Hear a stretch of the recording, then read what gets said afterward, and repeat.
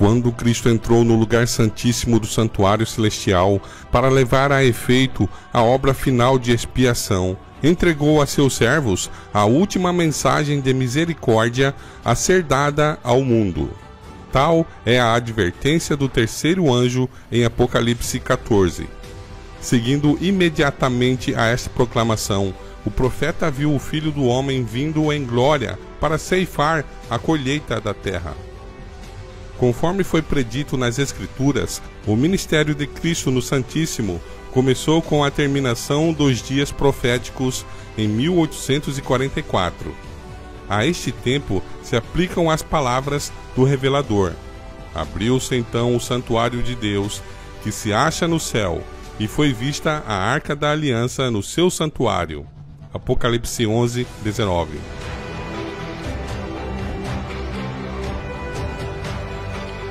A Arca da Aliança de Deus está no segundo compartimento do santuário.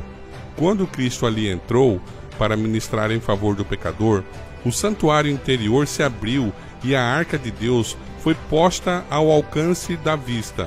Aqueles que pela fé viram o Salvador em seu trabalho de intercessão foram revelados a majestade e o poder de Deus. Enquanto o séquito de sua glória enchia o templo, a luz do Santo dos Santos foi derramada sobre o seu expectante povo na terra. Pela fé, haviam seguido o seu sumo sacerdote do Santo para o Santíssimo, e viram-no oferecendo seu sangue diante da Arca de Deus. Dentro da sagrada arca está a lei do Pai, a mesma proclamada pelo próprio Deus em meio aos trovões do Sinai e escrita com seu próprio dedo em tábuas de pedra. Nenhum mandamento foi anulado, nem um jota ou um tio foi mudado. Conquanto Deus concedesse a Moisés uma cópia de sua lei, preservou o grande original no santuário celeste. Examinando estes santos preceitos, os investigadores da verdade encontraram, bem no seio do Decálogo, o quarto mandamento, como foi a princípio proclamado: lembra-te do dia de sábado para o santificar. 6 dias trabalharás e farás toda a tua obra, mas o 7º dia é o sábado do Senhor teu Deus. Não farás nenhum trabalho, nem tu, nem teu filho, nem tua filha, nem o teu servo, nem a tua serva, nem o teu animal, nem os forasteiros das tuas portas para dentro. Porque em 6 dias fez o Senhor os céus e a terra, o mar e tudo que neles há. E ao 7º dia descansou. Por isso o Senhor abençoou o dia de sábado e o santificou. Êxodo 20, 8 a 11. O Espírito de Deus impressionou o coração dos que estudavam sua palavra. Incitava-os à convicção de que haviam ignorantemente transgredido este preceito, deixando de tomar em consideração o dia de repouso do Criador. Começaram a examinar as razões para a observância do 1º dia da semana em lugar do dia que Deus havia santificado. Não puderam achar nas Escrituras prova alguma de que o 4º mandamento tivesse sido abolido, ou de que o sábado fora mudado. A bênção que a princípio aureolava o 7º dia nunca fora removida. Eles haviam estado sinceramente procurando conhecer e fazer a vontade de Deus, e agora, ao se virem como transgressores de sua lei, tiveram o coração cheio de tristeza. Imediatamente evidenciaram sua lealdade a Deus, santificando o seu sábado. Muitos e tenazes esforços foram feitos para subverter-lhes a fé. Ninguém poderia deixar de ver que, se o santuário terrestre era uma figura ou modelo do celestial, a lei depositada na arca, na terra, era uma transcrição exata da lei na arca que está no céu. E que a aceitação da verdade concernente ao santuário celestial envolvia o reconhecimento das reivindicações da lei de Deus e da obrigatoriedade do sábado do 4º mandamento.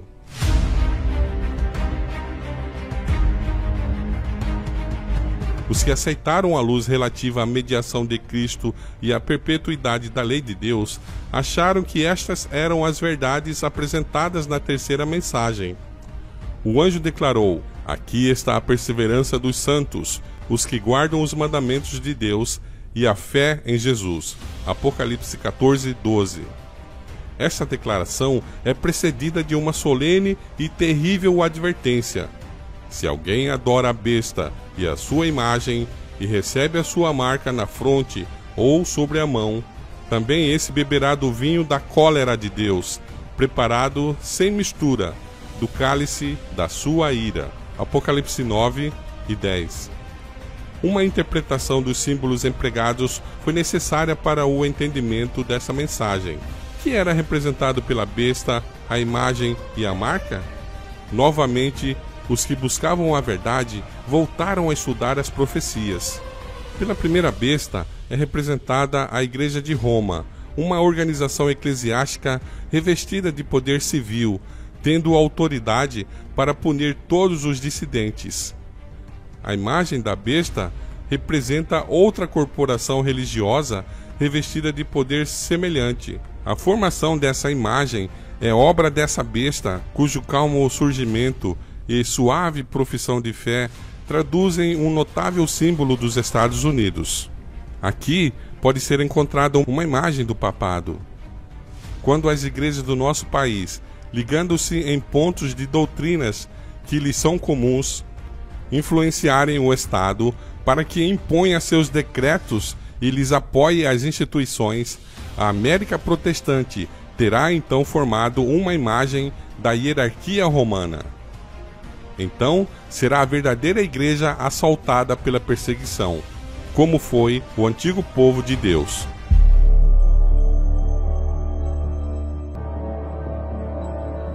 A besta de 2 chifres, como de cordeiro, ordena que a todos, os pequenos e os grandes, os ricos e os pobres, os livres e os escravos, faz que lhe seja dada certa marca sobre a mão direita ou sobre a fronte, para que ninguém possa comprar ou vender, senão aquele que tem a marca, o nome da besta ou o número do seu nome. Apocalipse 13, 16 e 17. Esta é a marca a respeito da qual o terceiro anjo profere a sua advertência. É a marca da primeira besta, ou o papado, e, portanto, deve ser procurada entre os característicos distintos desse poder. O profeta Daniel declarou que a igreja de Roma, simbolizada pela ponta pequena, pensaria em mudar os tempos e a lei, Daniel 7, 25, enquanto Paulo o intitulou de homem do pecado, 2 Tessalonicenses 2, 3 e 4, que se exaltaria acima de Deus. Unicamente mudando a lei de Deus poderia o papado exaltar-se acima dele. Todo aquele que com conhecimento observasse a lei assim mudada estaria tributando suprema honra ao poder mediante o qual esta mudança foi realizada. O quarto mandamento, que Roma se empenhou em pôr de lado, é o único preceito do Decálogo que aponta para Deus como o Criador dos céus e da terra, distinguindo destarte o verdadeiro Deus de todos os falsos deuses. O sábado foi instituído para comemorar a obra da criação e assim dirigir a mente dos homens para o Deus vivo e verdadeiro. O fato de seu poder criador é citado nas Escrituras como prova de que o Deus de Israel é superior às divindades pagãs. Tivesse sido o sábado sempre guardado, os pensamentos e afeições dos homens teriam sido dirigidos para o seu Criador como objeto de reverência e culto, e jamais teria existido um idólatra, um ateu ou infiel. Esta instituição, que aponta para Deus como Criador, é um sinal da sua justa autoridade sobre os seres que criou. A mudança do sábado é o sinal, a marca da autoridade da Igreja romanista. Aqueles que, compreendendo os reclamos do quarto mandamento, escolherem observar o falso em lugar do verdadeiro, estão por esse meio rendendo homenagem ao único poder que isto autorizou. A mais terrível ameaça jamais endereçada aos mortais está contida na terceira mensagem angélica. Deve ser um terrível pecado esse que atrai a ira de Deus sem mistura de misericórdia. Os homens não deverão ser deixados em trevas quanto a este importante assunto. A advertência contra tal pecado deve ser dada ao mundo antes da visitação dos juízos de Deus, para que todos possam saber por que são estes juízos infligidos e tenham oportunidade de escapar. No desfecho dessa grande controvérsia, duas classes distintas e opostas se desenvolverão. Uma classe adora a besta e a sua imagem, e recebe a sua marca, e assim traz sobre si mesma os terríveis juízos anunciados pelo terceiro anjo. A outra classe, em marcante contraste com o mundo, guarda os mandamentos de Deus e a fé em Jesus. Apocalipse 14, 9 e 12. Tais foram as momentosas verdades que se abriram diante dos que receberam a mensagem do terceiro anjo. Quando recapitularam sua experiência desde a primeira proclamação do segundo advento até a passagem do tempo em 1844, viram seu desapontamento explicado, e a esperança e a alegria voltaram a animar seu coração. A luz provinda do santuário iluminou o passado, o presente e o futuro, e compreenderam que Deus os tinha conduzido por sua infalível providência. Agora, com nova coragem e fé firme, uniram-se em dar a mensagem do terceiro anjo. Desde 1844, em cumprimento à profecia da terceira mensagem angélica, a atenção do mundo tem sido chamada para o verdadeiro sábado, e um número em constante crescimento tem retornado à observância do santo dia de Deus.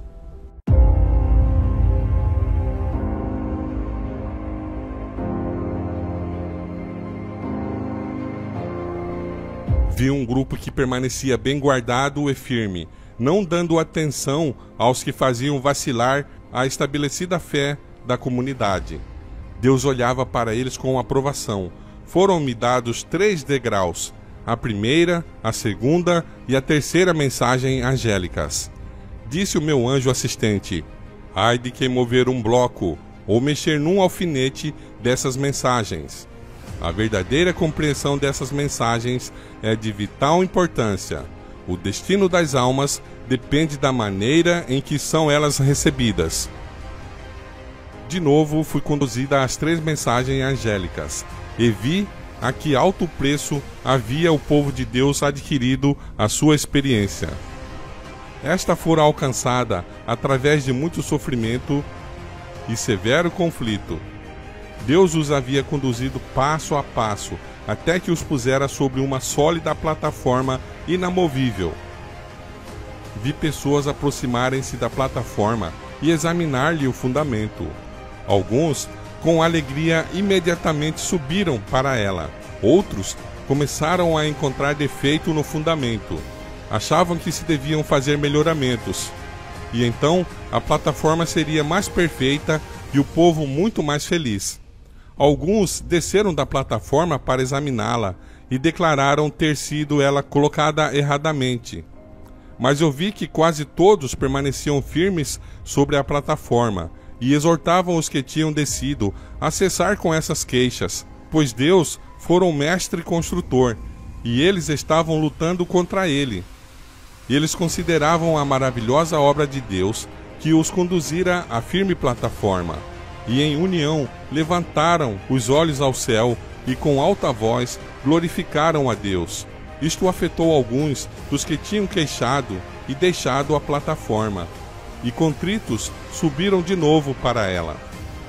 Minha atenção foi chamada para a proclamação do primeiro advento de Cristo. João foi enviado no espírito e poder de Elias, a fim de preparar o caminho para Jesus. Os que rejeitaram o testemunho de João não foram beneficiados pelo ensino de Jesus. A oposição da parte deles à mensagem que predizia a sua vinda colocou-os onde eles não podiam prontamente receber a melhor evidência de que ele era o Messias. Satanás levou os que rejeitaram a mensagem de João a ir ainda mais longe, a ponto de rejeitar a Cristo e crucificá-lo. Com este procedimento, colocaram-se onde não podiam receber as bênçãos do dia do Pentecostes, o que lhes teria ensinado o caminho para o santuário celestial.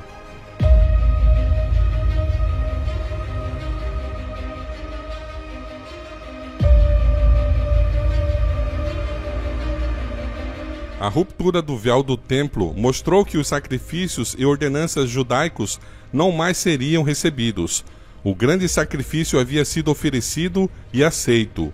O Espírito Santo que desceu no dia de Pentecostes levou a mente dos discípulos do santuário terrestre para o santuário celestial, onde Jesus havia entrado com o seu próprio sangue, a fim de derramar sobre os discípulos os benefícios de sua expiação. Mas os judeus foram deixados em trevas completas.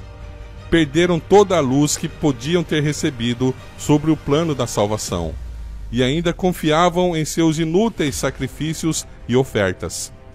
O santuário celestial havia tomado o lugar do terrestre, mas eles não tiveram conhecimento da mudança. Assim não podiam ser beneficiados pela mediação de Cristo no lugar santo.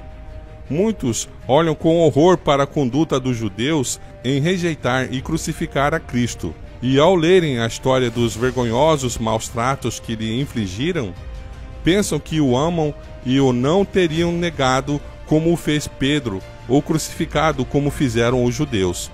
Mas Deus, que leu o coração de todos, tem posto à prova esse professado amor por Jesus.